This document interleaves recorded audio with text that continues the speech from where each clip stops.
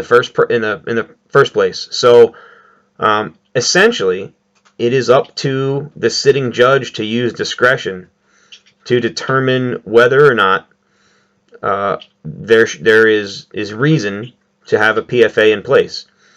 Now, like I said, there's already a bar for that, and the bar is criminal behavior. And you're innocent until proven guilty. So, short of finding evidence that a criminal statute has been violated, there is no constitutional grounds to infringe upon a private citizen's rights. Their rights to live in their home, to be evicted, their rights to carry firearms, there's certain custody rights that come into play at times.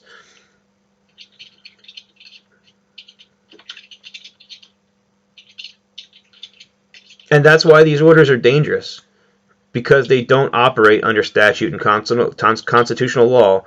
They operate under the judgment of a human being who may or may not know the full facts. And with parties who may or may not be truthfully representing those true facts.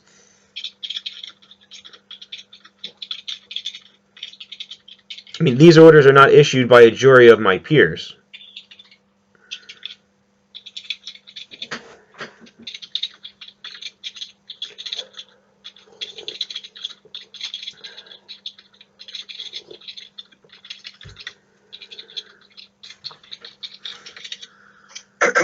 Right.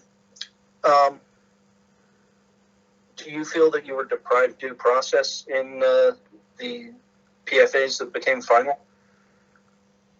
I believe I was absolutely deprived of due process.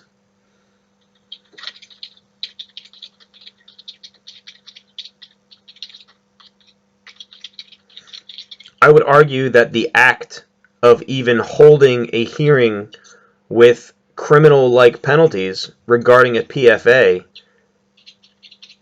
when the evidence does not exist to support a criminal charge, is a violation of due process right there.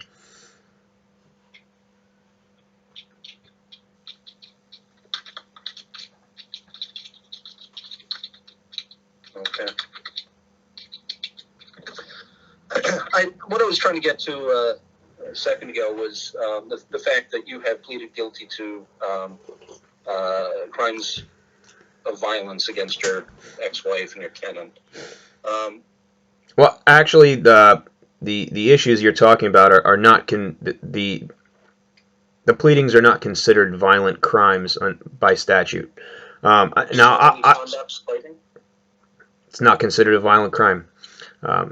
Now, what I will elaborate on that, and I will say the other danger with these sort of orders and our justice system in general is that when someone can evict you from your home, take away your ability to protect yourself, deprive you of a relationship with your children, and there's many other penalties that come into play. You know, people get fired from jobs because of these things. They're isolated by their friends and neighbors. All these things are real things that happen every day. They rip people's lives apart. And at that point, people will say or plead guilty to anything to return to some semblance of their normal lives. Right? And that's why these orders are dangerous. And that's why I won't serve them.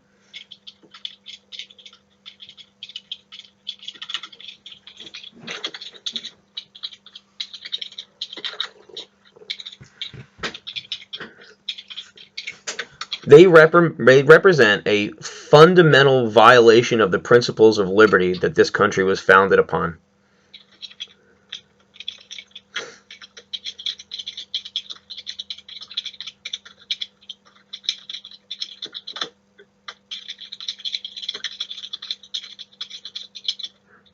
If you have evidence that you're a victim of a crime, show it to me and I'll act. I don't want to hear he said, she said, PFA garbage.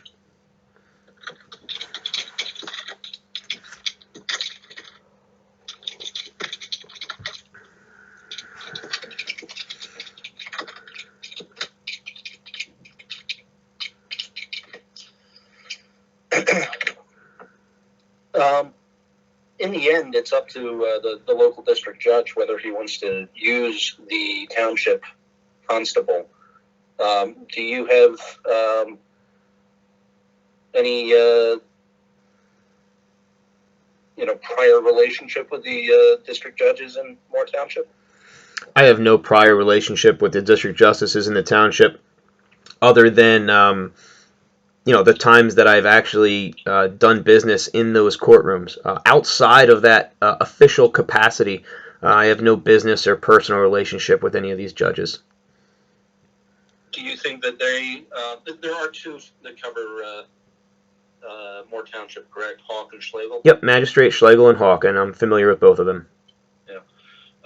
Do you believe that, given what you're saying in your campaign, that you won't carry out what you believe are illegal actions, that they will use you? I honestly don't care, because I am not running to make money by serving paperwork. I'm running for Moore Township Constable because I want to serve my community, I want to protect our citizens, and I want to preserve their constitutional rights. And if that means I don't make $45 an hour serving papers, that's just fine with me. So if you're not involved in the legal process, how are you going to be protecting people's rights? I feel confident that there will be a magistrate somewhere within the area that I can operate that will allow me to serve that paperwork, especially after you're required to undergo certain training before that is even permissible. So it's completely up to the magistrate. I'm not going to make any judgment or hypothesis on what they will or will not do. And like I said, I don't particularly care. If they have a need and they would like me to do some work for their court, I'm happy to do so. But like I said, I am not going to carry out any act which impinges upon the constitutional rights of my constituents.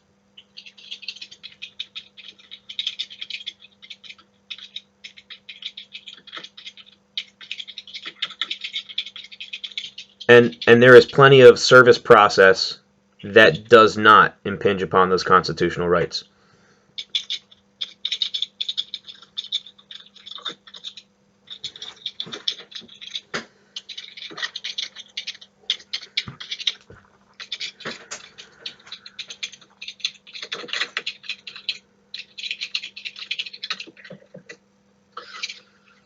Okay. Fair enough.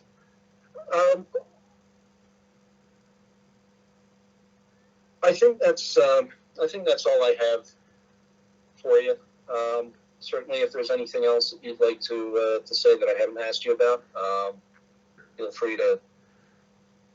Yeah, I just want to say that I represent the American principles of liberty and constitutional law.